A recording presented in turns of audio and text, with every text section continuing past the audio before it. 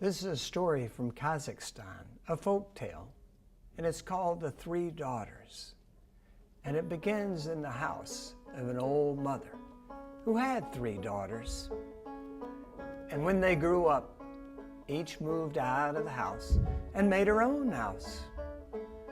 And the old mother lived there in the woods in her cottage all alone. But she still had one friend, a squirrel. And the squirrel came every day, jumped up on the windowsill, and the old mother always had a little bread, a little nut, something there for the squirrel. And the squirrel would there eating, and the old mother would chat away with the squirrel. She loved that squirrel.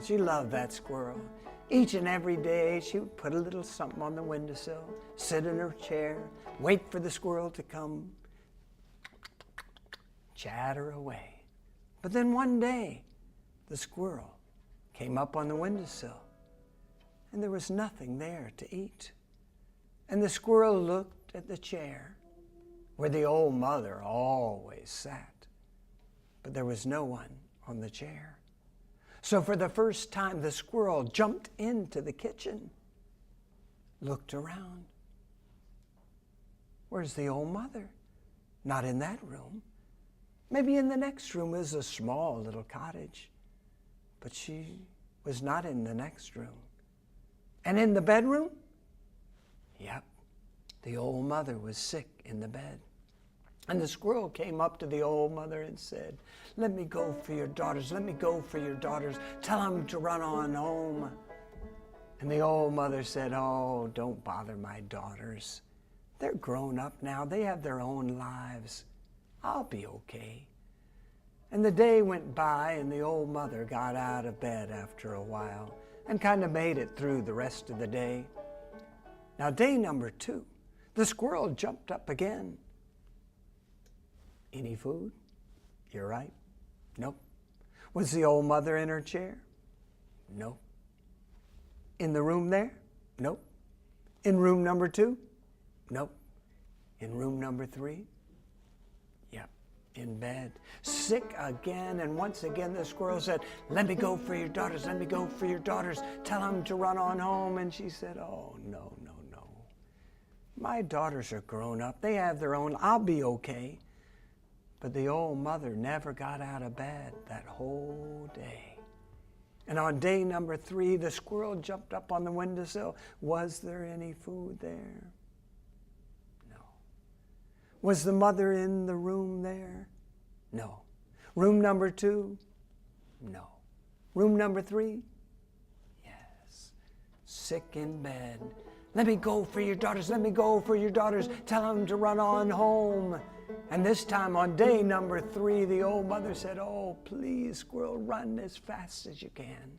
I need some help."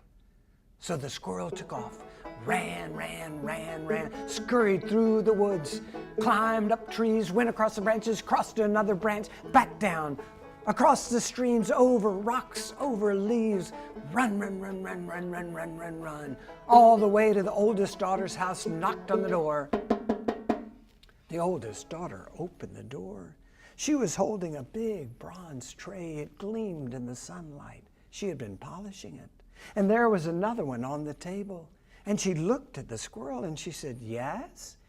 And the squirrel looked up at her and said, Quick, your mother's sick. Time to run on home." And the oldest daughter said, "What?" And the squirrel said it again. Quick, your mother's sick. Time to run on home." And the oldest daughter said, "My mother's sick. Oh, that's terrible. But squirrel, did you see this tray? Isn't it beautiful? I have to polish it today. We have company tonight. And I still have that other tray to do." I know. "I'll come visit my mother tomorrow. And the squirrel looked at the oldest daughter and said, "Shame on you. If those trays are more important than your own mother, you can just wear those trays forever." And clicked its tongue 3 times. And suddenly, the oldest daughter fell down on top of the tray. As she was falling, her elbow hit the other tray, and it flipped and landed on her back. And there was that tray on one side, tray on the other, and the daughter's head just stuck out in between. And she started crawling out the door. But she wasn't a person anymore. You know what she was? A turtle. And the squirrel ran on, ran, scampered on, all the way to the second daughter's house and knocked on the door. The second daughter opened the door. There she was working on a weaving. She had been working all morning. But when she saw the squirrel, she said, "Yes?" And the squirrel said, "Quick, quick, your mother's sick, time to run on home." And the second daughter said, "What?" And the squirrel said it again, "Quick, quick, your mother's sick, time to run on home." And the second daughter said, "My mother's sick. Oh, that's terrible, squirrel, that's terrible. But squirrel, did you see this weaving I'm working on? It's almost done. By the end of the day, it will be one of the most beautiful I've ever made. I know. I'll go and visit my mother tomorrow. Tomorrow I'll visit her." And the squirrel looked at the second daughter and said, "Shame on you, shame on you, shame on you. Your weaving is more important than your own mother. You can just spend your life weaving away." And clicked its tongue 3 times. And suddenly, the middle daughter was up in the corner, weaving away, and you know what she was weaving? A web. And you know what that means? Right, a spider. "Go, squirrel." And the squirrel runs on all the way to the youngest daughter's house, knocks on her door. The youngest daughter was just taking muffins out of the oven, put them on top of the stove. When she went to the door and opened the door, saw the little squirrel and said, "Yes." And you know what the squirrel said? "Quick, quick, your mother's sick, time to run on home." And the youngest daughter looked at the squirrel and said, "What?" And she said it again. The squirrel said it again. "Quick, quick, your mother's sick, time to run on home." "My mother's sick."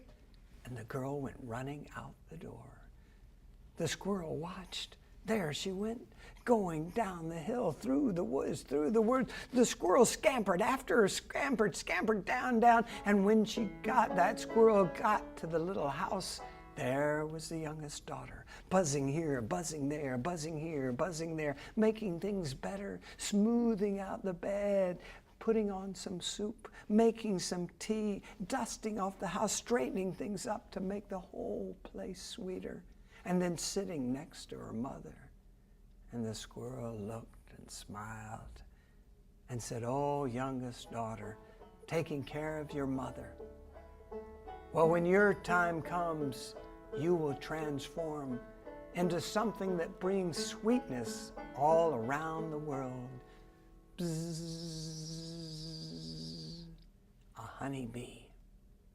And that is the story of the 3 sisters and the very first honeybee.